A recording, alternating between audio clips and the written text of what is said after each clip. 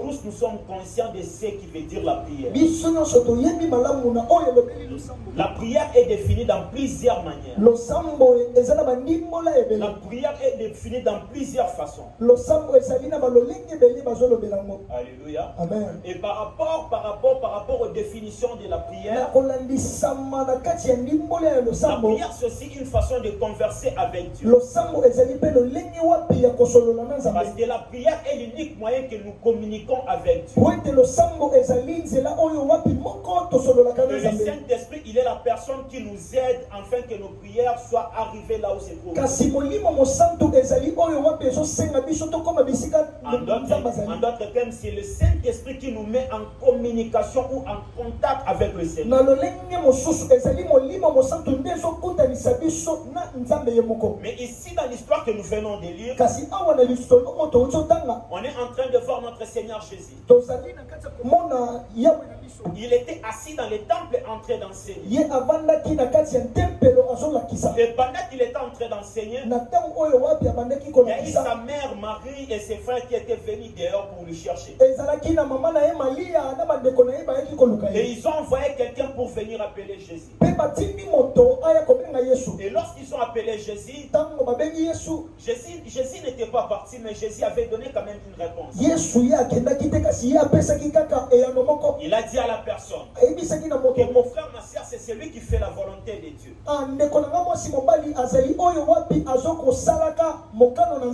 Alors que ce texte est en train de nous enseigner trois choses. Et ces trois choses, ça fait aussi partie des principes ou des exigences de la prière.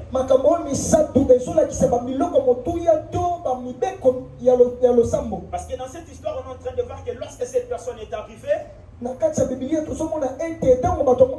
Jésus, avant de donner la réponse, il a regardé tout autour de lui. Il y avait les gens qui étaient en train d'entourer Jésus. Et ce sont ces gens-là que Jésus a appelés ses frères ou ses sœurs. Et par rapport à la réponse de Jésus, Jésus est en train de nous faire voir aussi que non, mon frère, c'est une personne qui demeure avec moi. Et par rapport aux exigences de la prière, la prière exige aussi qu'on puisse demeurer avec Dieu. La prière nous exige aussi à demeurer ensemble avec Dieu. Parce qu'une personne qui prend son temps de demeurer dans la présence de Dieu, c'est une personne que Dieu peut révéler des choses. C'est une personne que Dieu peut révéler des secrets à ses problèmes. La plupart des gens prétendent prier, mais en réalité ils ne prient pas. La plupart des gens ont besoin de prier, mais la plupart des gens ne savent pas comment demeurer avec Dieu. Parce qu'en réalité des choses, une personne qui est loin de Dieu, c'est une personne que Dieu ne peut pas communiquer sa pensée. Dieu peut communiquer sa pensée qu'à une personne qui est près de lui. Dieu peut communiquer sa pensée qu'à une personne qui vient souvent dans sa présence. Chers bien-aimés dans le Seigneur, la prière nous exige de demeurer aussi dans la présence de Dieu. Afin de bien comprendre ce que Dieu fait de nous. Vous devez comprendre ensemble avec moi qu'une personne qui est submergée par des problèmes, lorsqu'il prend l'option de demeurer dans la présence de Dieu, Dieu finira aussi par lui révéler la solution à ses problèmes. Pendant que toi tu cherches la solution à tes problèmes, Dieu aussi te cherche dans sa présence.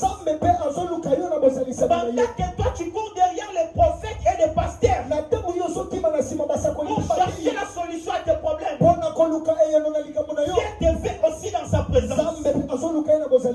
Courir derrière un prophète c'est bien. Courir derrière les pasteurs c'est bien. Mais courir derrière Dieu c'est très mieux. Parce qu'une personne qui court derrière les hommes de Dieu, il aura que les incites l'éternel. Mais une personne qui court après Jésus, cette personne n'aura pas des incites l'éternel. Mais cette personne aura en vérité, je te l'ai dit. Et Dieu peut aussi te mentir pour te satisfaire. Mais Dieu ne peut jamais te mentir. Car la Bible est en train de dire qu'il n'est pas un homme pour mentir, ni un fils de l'homme pour se repentir. Dans nos jours, nous avons des hommes de Dieu qui parlent pour plaire à la foule. Je peux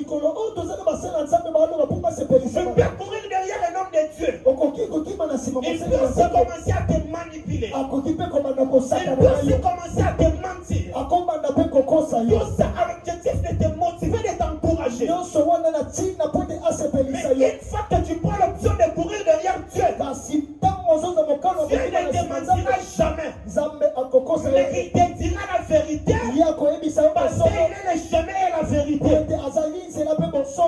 Est-ce que je suis en train de parler à quelqu'un ce soir? Amen. Bien-aimé dans le Seigneur, lorsque toi tu es en train de courir derrière les hommes de Dieu, Dieu est en train de te chercher dans sa présence. Lorsqu'on a envoyé cette personne pour appeler Jésus, Jésus n'a pas regardé loin de lui.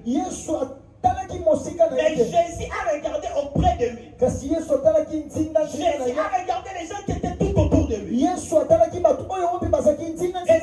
ces gens-là que Jésus a appelé sa famille. Tu ne peux pas dire que tu es un enfant de Dieu si tu ne sais pas demeurer dans la présence de ton Père. Parce qu'une personne qui s'éloigne de son Père, une personne qui s'éloigne de la présence de Dieu, c'est une personne qui s'éloigne de sa bénédiction. C'est une personne qui s'éloigne de sa couronne de gloire. Parce que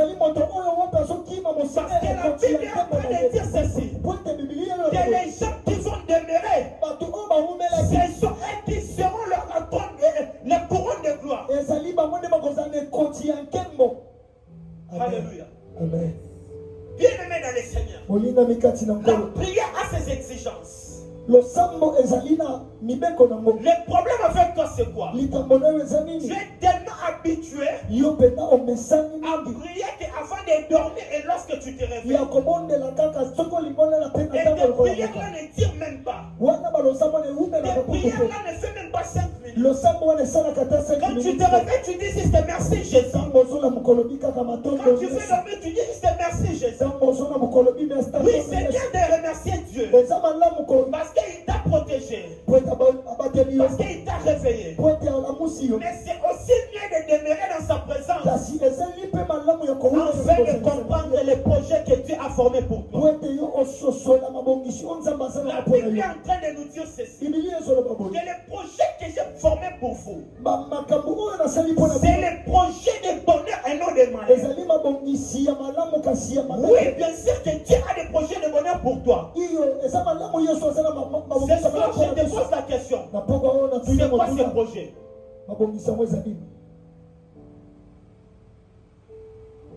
C'est quoi ce projet de bonheur? Oui, bien sûr que Dieu est Dieu englobe, juste que non, j'ai des projets de bonheur pour toi. Mais toi aussi, tu es censé demeurer dans la présence de Dieu afin que Dieu puisse te révéler ses projets de bonheur.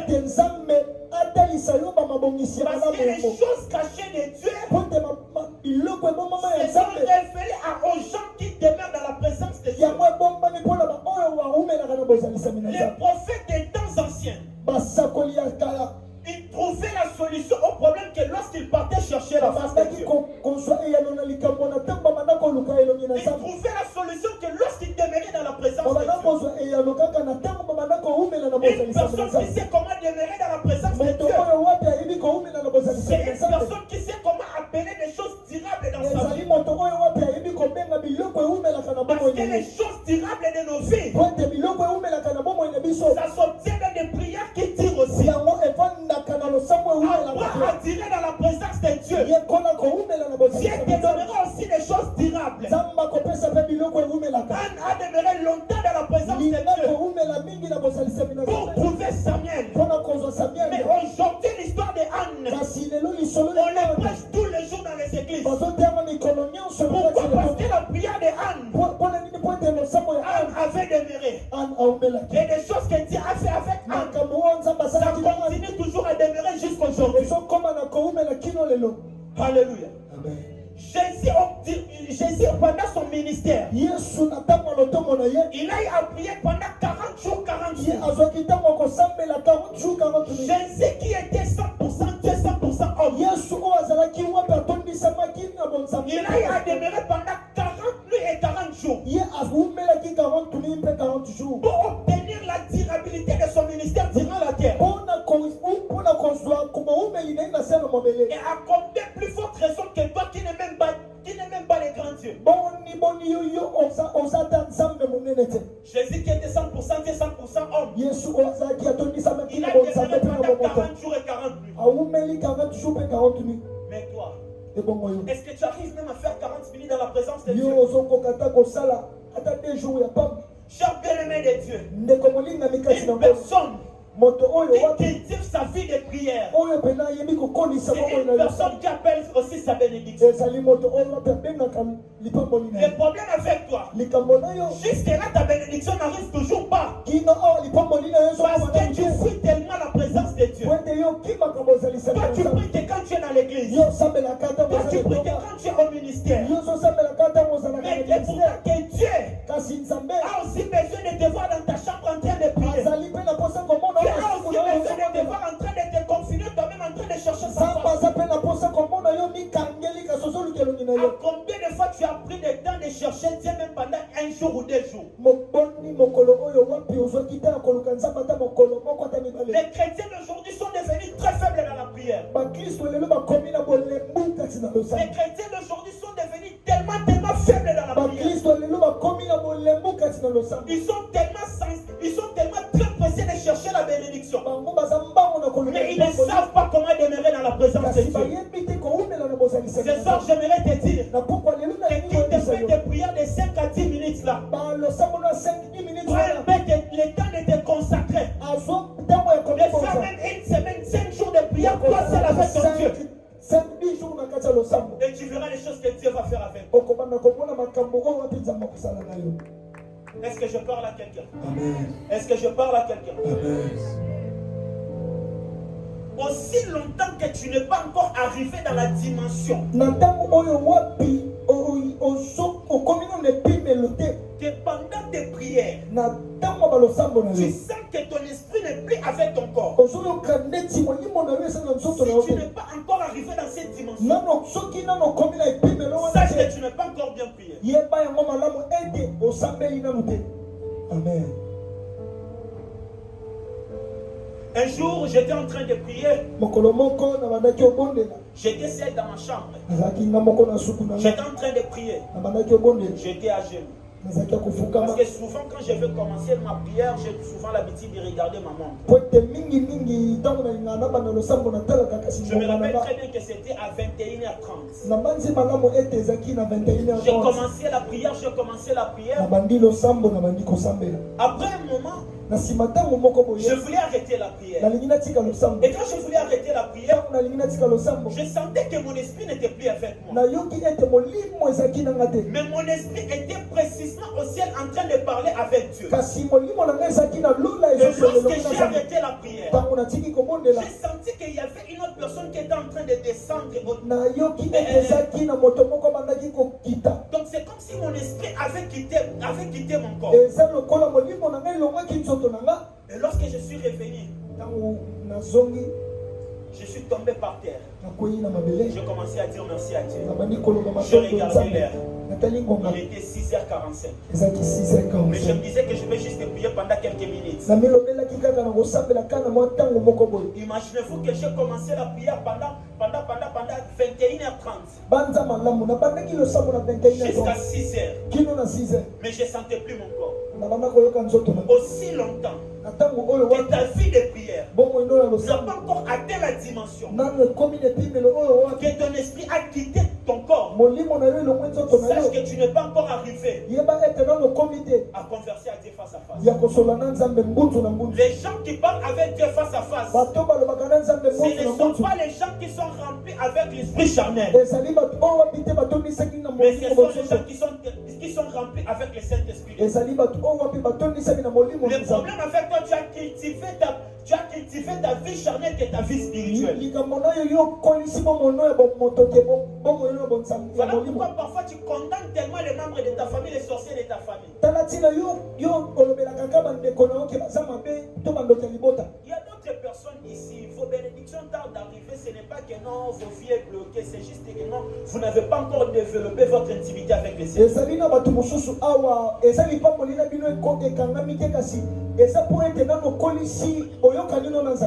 Alléluia. Le mardi passé, j'avais parlé de la foi, j'ai parlé de la précision. Et je viens encore de parler de la persévérance dans la présence de Dieu.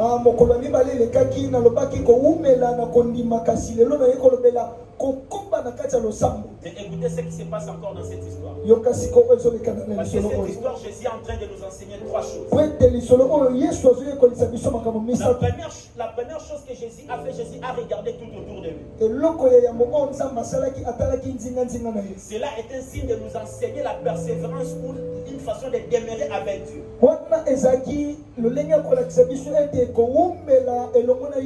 Mais la deuxième chose que Jésus est en train de nous enseigner dans cette histoire,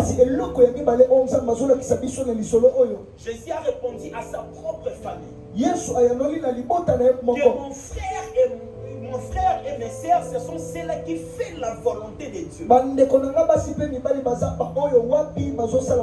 ne peux pas dire que tu es l'enfant de Dieu. Je ne peux pas dire que tu es le frère de Jésus si tu ne fais jamais la volonté de Dieu. Il est appelé frère ou sœur de Jésus. Et celui qui est en train de faire la volonté de Dieu. Bien-aimé dans le Seigneur, si tu cherches Dieu pendant longtemps, c'est bien. Mais faire aussi la volonté de Dieu, c'est très bien. La plupart des gens prient tellement beaucoup. Mais le problème avec vous est que vous n'arrivez pas à faire ce qui est la volonté de Dieu. Vous êtes tellement pressé de faire tout ce que votre corps est en train de vous demander. Mais pourtant, un enfant de Dieu, c'est une personne qui apprend à faire ce qui est la volonté de Dieu. Une personne qui fait la volonté de Dieu, c'est celui-là qui est appelé enfant de Dieu. Tu ne peux pas dire que tu es un enfant de Dieu si tu ne sais pas encore comment faire la volonté de Dieu. Jésus a dit à sa propre famille que mon frère ou ma sœur, c'est une personne qui fait la volonté de Dieu. Imagine-toi que Marie était la mère de Jésus. Jacques était le frère de Jésus. Et d'autres personnes que la Bible n'a pas cité leur nom, ils sont venus chercher Jésus. Mais Jésus a refusé de se manifester. Sache-le bel et bien que si tu cherches Dieu sans pour autant faire sa volonté, Dieu ne peut pas se manifester dans ta vie. Parce que sa propre famille même, Jésus les a répondu qu'en faisant la volonté de mon Père, c'est par là que vous serez ma famille. Est-ce que toi tu fais la volonté de Dieu? Est-ce que toi tu fais la volonté de Dieu? Tu prends l'alcool facilement. Tu tombes facilement. Tu pêches facilement. D'ailleurs, toi tu planifies même les péchés. Et comment tu veux que Dieu puisse te bénir? Alléluia. Bien-aimé dans le Seigneur, la propre famille de Jésus a fait l'appel à Jésus. Mais Jésus a refusé de se manifester. À combien plus forte raison que toi? Apprends à faire la volonté de Dieu. La volonté de Dieu fera que Dieu puisse répondre à tes appels. La volonté de Dieu fera que Dieu puisse répondre à tes besoins. Quand tu passes ton temps à demander le mariage, quand tu passes ton temps à demander le boulot, oui, bien sûr que Dieu écoute tes prière. Mais Dieu est en train de chercher où est sa volonté dans ta vie. Parce que dans les livres des gens, il est en train de dire ceci. Que si vous m'aimez, gardez mes commandements. Le commandement de Dieu, c'est de demeurer selon sa volonté. Le commandement de Dieu, c'est marcher conformément à sa parole. Si tu veux être agréable devant Dieu, si tu veux que Dieu puisse te donner des choses dans la facilité, apprends aussi à faire sa volonté. Parce que la personne qui fait la volonté du Père, c'est celui-là que Dieu va aussi, Jésus va aussi demeurer à faire.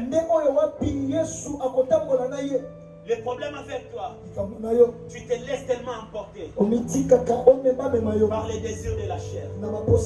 Mais Dieu a besoin que tu puisses faire sa volonté. Alléluia. Amen. Alléluaïa. Amen. Bien-aimés dans le Seigneur, ce soir, après ce moment de prière, j'aimerais dire à quelqu'un que tu dois prendre la décision d'abandonner toutes les choses qui t'empêchaient de faire la volonté de Dieu, afin de vivre la main de Dieu dans ta vie. Alléluia. Amen. Alléluia. Amen. Amen. Acclame très bien pour le Seigneur. Alléluia. Amen. Et par rapport aux exigences aussi de la prière, ces tests que nous avons lus, cela est en train de nous montrer comment est-ce que les disciples de Jésus ont décidé d'abandonner tout afin de suivre Jésus. Ils ont décidé d'abandonner tout ce qui était comme priorité pour leur vie. Ils ont décidé de suivre Jésus. En d'autres termes, cela fait aussi nous dire ceci. Une personne qui a besoin de marcher réellement avec le Seigneur, il doit apprendre à abandonner ce qui est comme priorité de sa vie, afin de consacrer toute sa vie à Jésus. Une personne qui ne sait pas se sacrifier pour la gloire de Dieu, c'est une personne qui ne mérite pas le secours de Dieu. C'est en train de nous enseigner aussi comment se sacrifier. La plupart des gens passent le temps dans la présence de Dieu. La majorité des gens passent leur temps dans la prière. Mais il y a peu de gens qui savent comment se sacrifier pour Dieu. Bien-aimés dans le Seigneur, au-delà de la prière, au-delà de la foi, au-delà de la précision, au-delà de la persévérance dans la présence de Dieu, tu dois apprendre aussi à se sacrifier ou à donner les sacrifices pour Dieu. Parce qu'en parlant des sacrifices, nous avons plusieurs sortes de sacrifices. Il y a des moments que Dieu a besoin de devoir se priver de tes biens, a besoin de devoir te priver de ta nourriture. Entrer dans des moments de jeûne et prière, entrer de se sacrifier dans les jeûnes pour faire aussi sa main, entrer de donner tout ce que tu as, entrer de bâtir des orgueils, entrer de donner des actions de grâce quotidiennes, afin de vivre aussi sa gloire. Est-ce que je parle à quelqu'un? Est-ce que je parle à quelqu'un? Amen. Parfois, pendant que toi tu pries beaucoup, Dieu a besoin que tu puisses aussi donner beaucoup. Marc chapitre 4, le verset. Marc chapitre 4, le verset 24. Amen.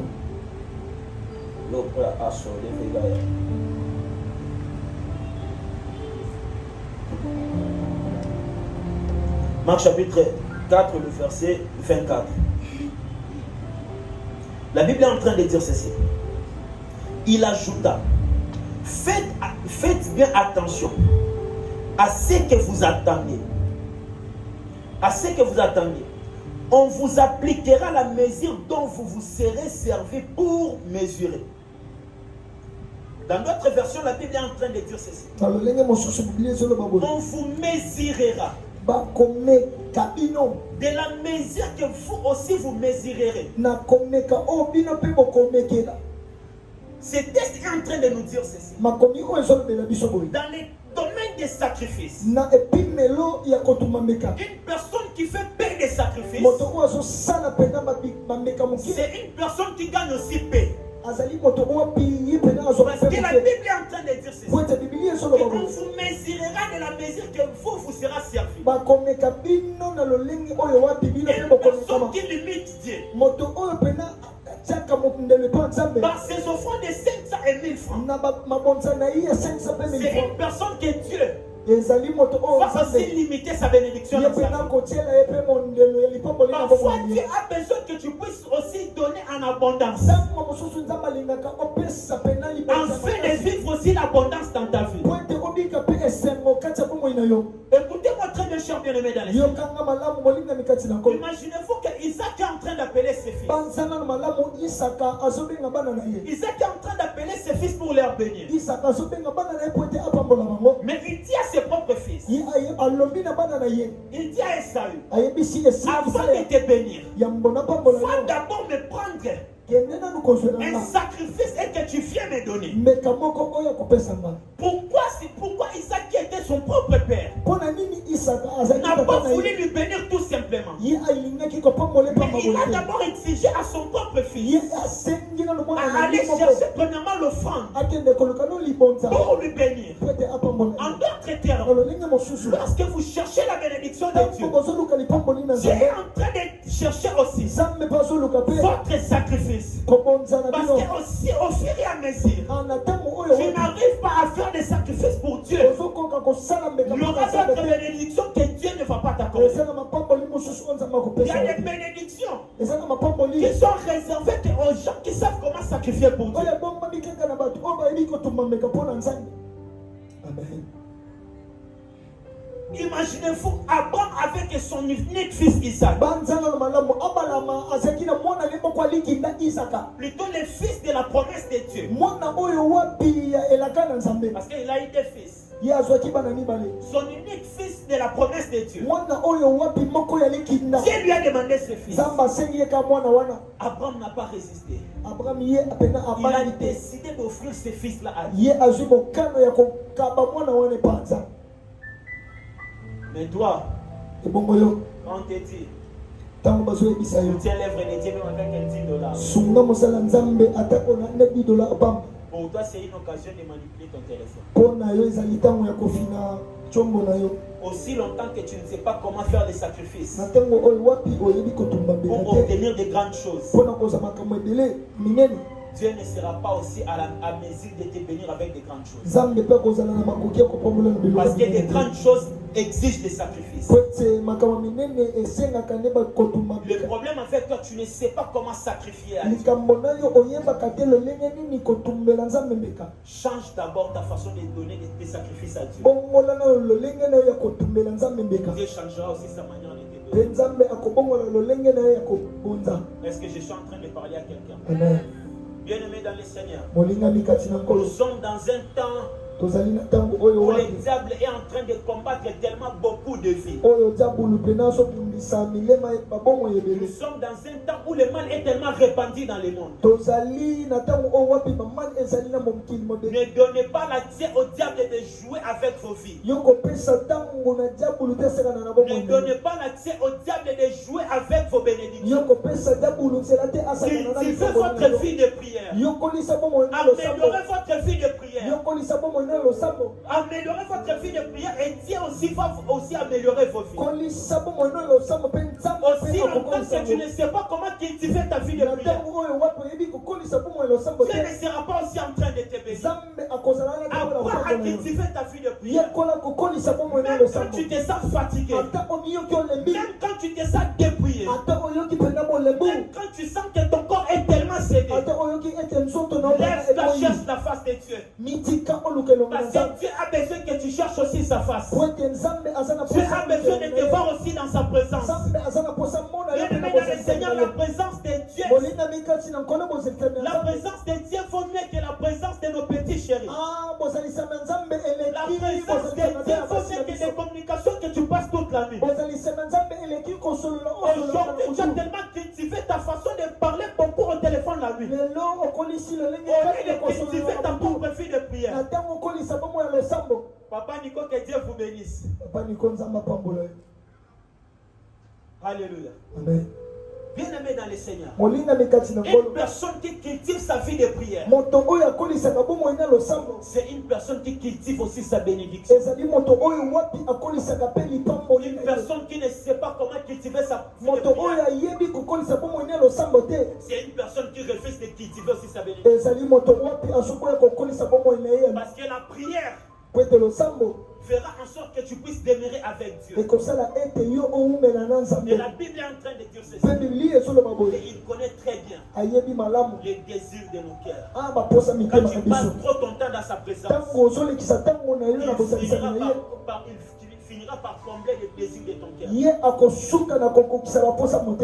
Alléluia. Est-ce que quelqu'un peut acclamer le Seigneur? Est-ce que quelqu'un peut acclamer le Seigneur? Bien-aimés dans le Seigneur, nous sommes dans un temps où nous devons tellement prier, chercher la face de Dieu continuellement. Nous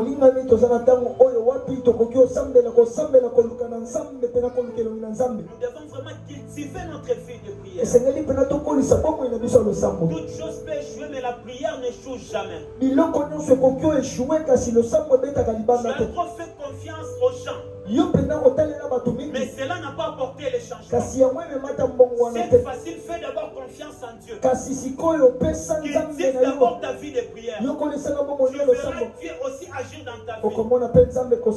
Tout ce que tu as besoin pour ta vie, la clé de cela s'appelle la prière. Amen. Si tu as besoin de mariage, il y a une personne qui donne le mariage. Il s'appelle Jésus. Jésus a besoin que tu demeures aussi dans sa présence. Tu as besoin de vivre la stabilité dans tes finances, dans tes relations amoureuses. Demeure dans la présence de Dieu. Dieu finira par te payer. Parole de l'Éternel. Est-ce que tu peux bel et bien acclamer Dieu?